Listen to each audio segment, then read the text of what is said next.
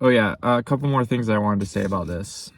So essentially, at the end, like what sort of breaks it all, I think, is that like Squidward, he gets so peeved, he gets so upset about this whole thing, like why is SpongeBob blowing up?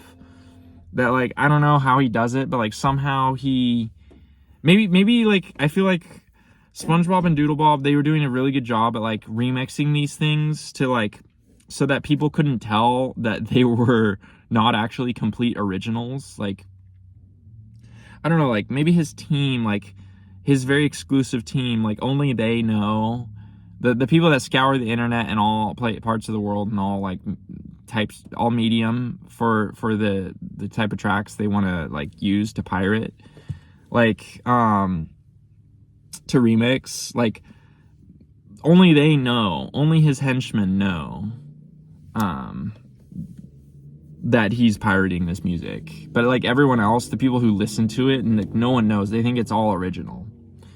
And so I think like Squidward's like they've got to be doing something wrong. And like right, like SpongeBob, he's a good guy, but like he doesn't, and he's becoming like this, oh yeah, like that SpongeBob would say something like that in this episode. Like he's become kind of cool, like kind of like in over his head. He's a little too pompous now. Like he's getting a little pompous.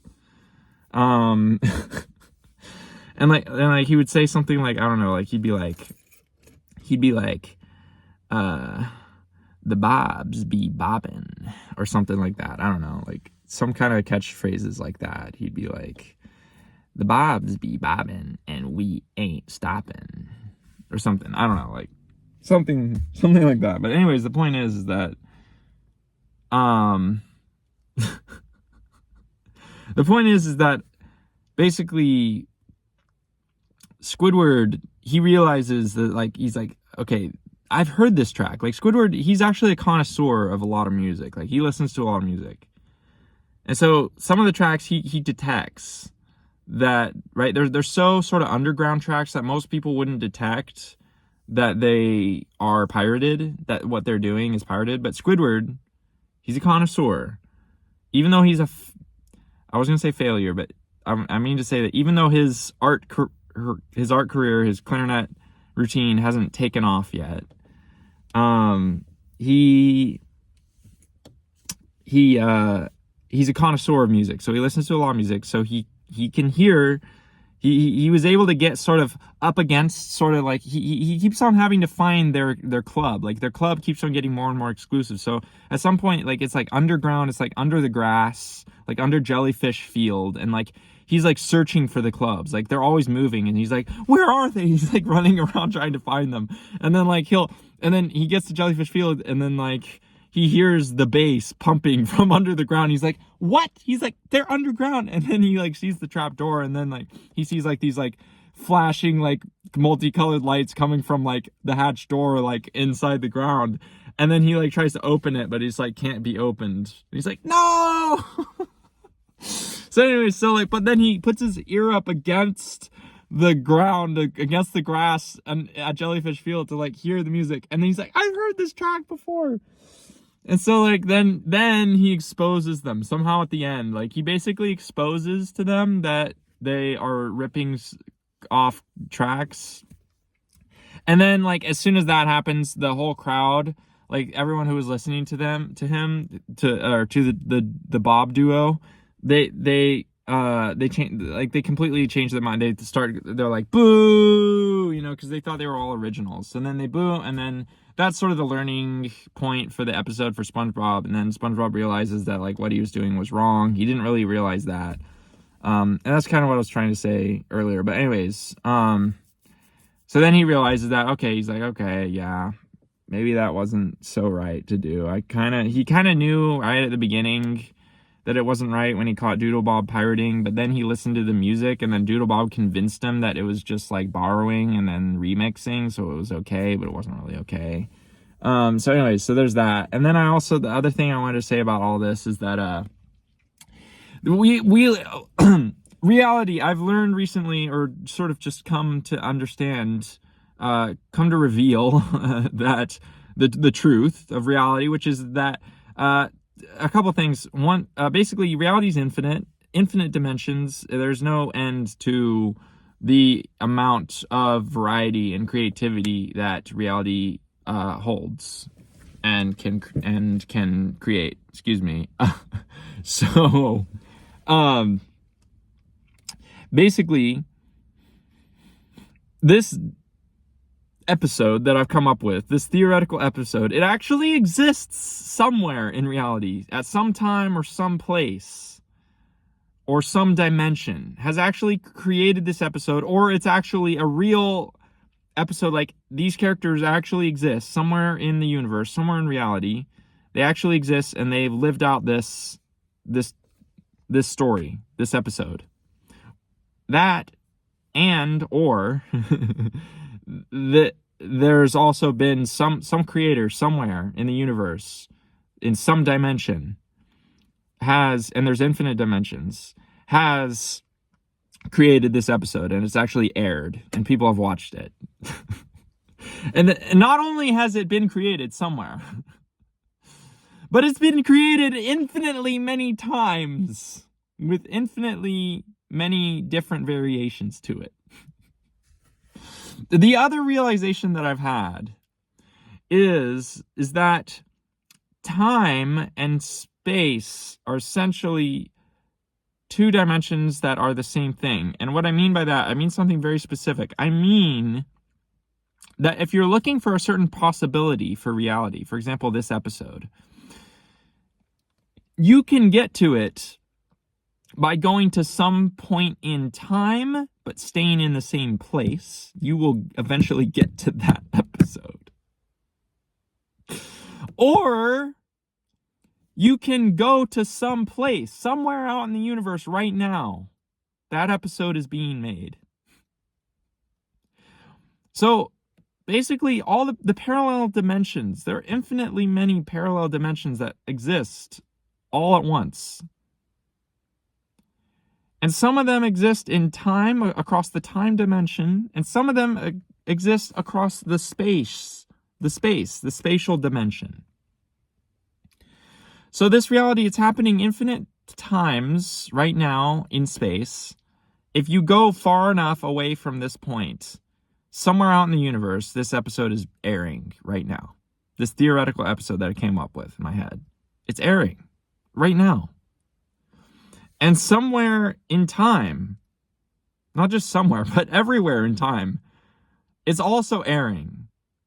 And the farther you go out in time, that might also change the place that it's airing. But in essence, you could stay right here on this planet, in this dimension. And if you stay here for a long enough time, this episode will be aired. That's the idea. Or it exists in some parallel dimension that's overlaid on top of ours. That's in this place, but it's in some other parallel dimension within the multiverse universe. The universe as a whole, with a big U, covers everything, absolutely everything. This is my definition for universe. But the multiverse, that includes the multiverse. And the multiverse is all the dimensions of reality that coincide and exist either on top of each other in space, like holograms, like holographic overlays, or they exist literally in different locations. Like there could be different universe spheres, or multiverse spheres, should I say, that each have their own physics, their own laws. And there's infinitely many, and some of them have pretty much the exact same laws as ours. In fact, there are infinitely many copies of our own universe and its laws. You just have to go far out enough in space or in some dimension to find it again. There is a non-zero chance that it exists as long as you go out far enough in some dimension. I hope that all makes sense. And I hope it brings you some joy to know that this episode that I've come up with is being aired right as we speak, somewhere in some dimension. And not only that, of course, this extends to all realities. So any reality, including yourself, exists as infinitely many copies across the multiverse, across all parallel dimensions. There's a non-zero chance that you exist as a copy somewhere in some dimension. And not only that, there's a non-zero chance, and actually 100% chance, that you exist infinitely many times across the infinitely many dimensions that exist. So not only is there a 100% chance that you have one copy of yourself somewhere, there's an infinite chance, there is a 100% chance that you exist infinitely many times. There are infinitely many copies of you across all of reality.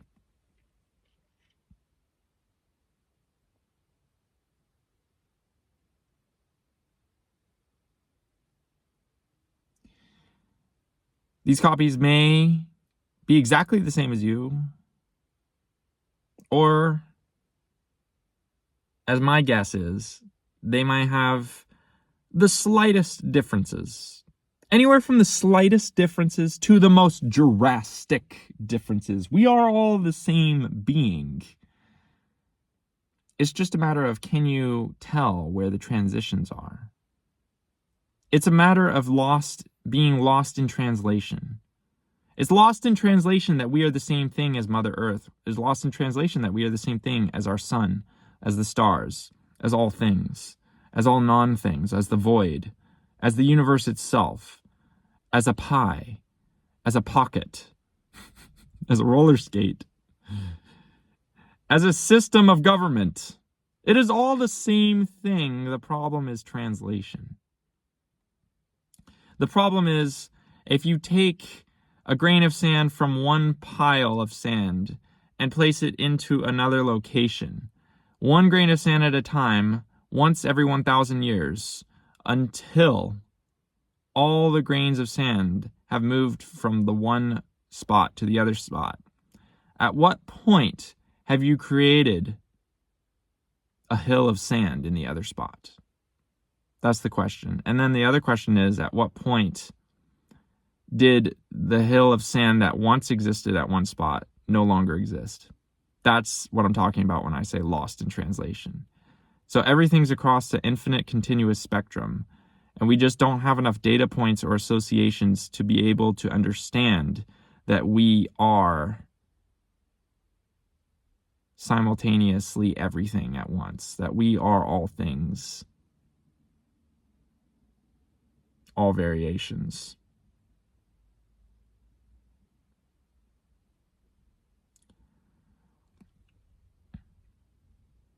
Thank you for listening.